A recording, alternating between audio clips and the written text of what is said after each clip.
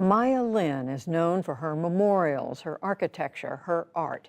A new project adds a very personal side to her story and those of millions of other Asian Americans as the Museum of Chinese in America seeks to expand its own presence and expand understanding of the American experience.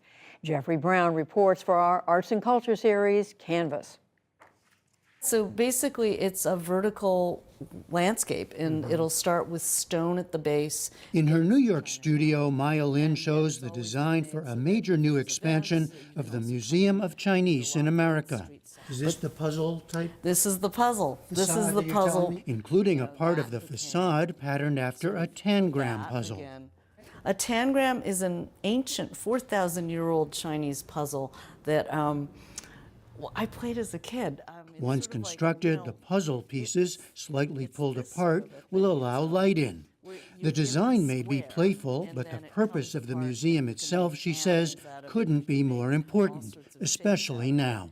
I don't think you can be an Asian American in 2022 and not be acutely aware of the anti-Asian sentiment. And I think all these are one of the reasons where I've, in a way, doubled down on trying to be a part of MoCA. Not far away in Lower Manhattan's Chinatown sits the current MoCA, as the Museum of Chinese in America is known. A small institution that presents moments from more than 250 years of history and heritage. Waves of immigration, bias, discrimination, and exclusion, images from popular culture, integration into American life, and the struggle for civil rights. There's also a wall featuring stories of prominent Chinese Americans, including Maya Lin. For museum president Nancy Yao, this is very much living history. The phrase perpetual foreigner has been connected with Chinese in America and broadly Asians in America. Perpetual foreigner. Perpetual foreigner, meaning that my face is never going to be American enough to some people. It looks too foreign.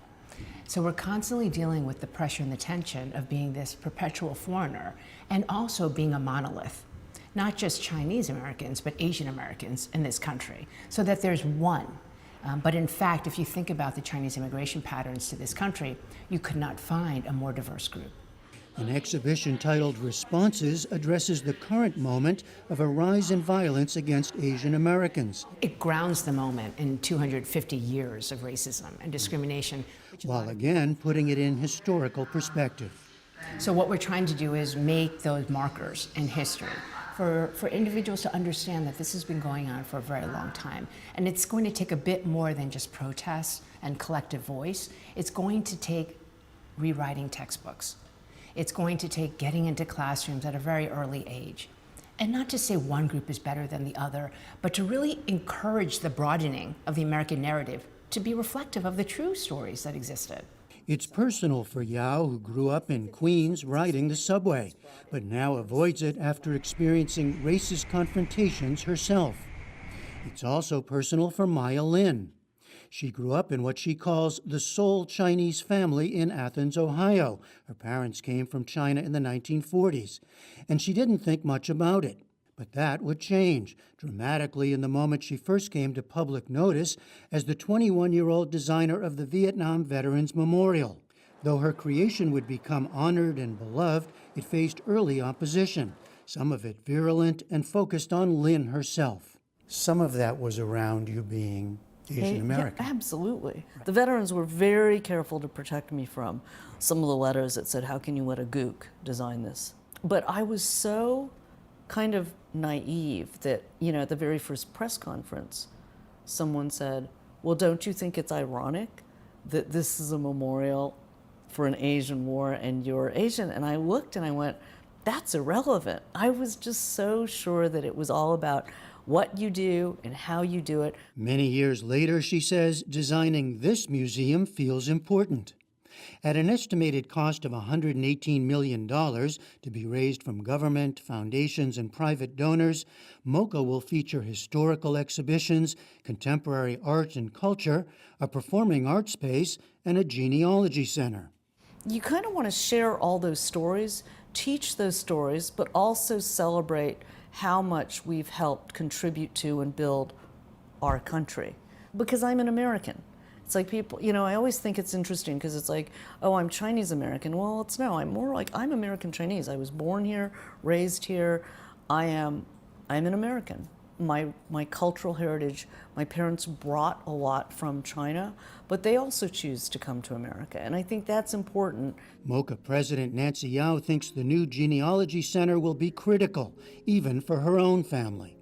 I know my surname. It's Yao. I know the character for my surname. But I'm kind of putting money on the fact that my kids won't probably know that, and they won't know their ancestry. When people come to the museum and they're of Chinese ancestry, I'll say, oh, where is your old home? It's a phrase in Chinese. And they just say, China. There's no pride. There's not a lot of identity. It's almost as if the Chinese identity has been devalued. And I think what we're craving for in this country for Asian Americans is a greater sense of identity. But that identity, we think, needs to be rooted in history. Chinatown! No for sale! The expansion still faces challenges, including a protest by a group of Chinatown activists who say money given by the city to purchase the building for the museum, some $40 million, could be better used to help local small businesses and others hurt in the pandemic. That fight within the Chinatown community is likely to continue. So this is the front entry, both during the day, rendered, and then at night. So you can begin to see how the museum will really be welcoming. For her part, Maya Lin is staying focused on the details and goals of her design. In architecture, you can't solve problems, but you can definitely send messages. And the message here? Message here is, we're here, we want to help, we want to share with the community. If you are a non-white group, The plan now to close the current building late next year and open the new Museum of Chinese in America in 2025. For the PBS NewsHour, I'm Jeffrey Brown in New York.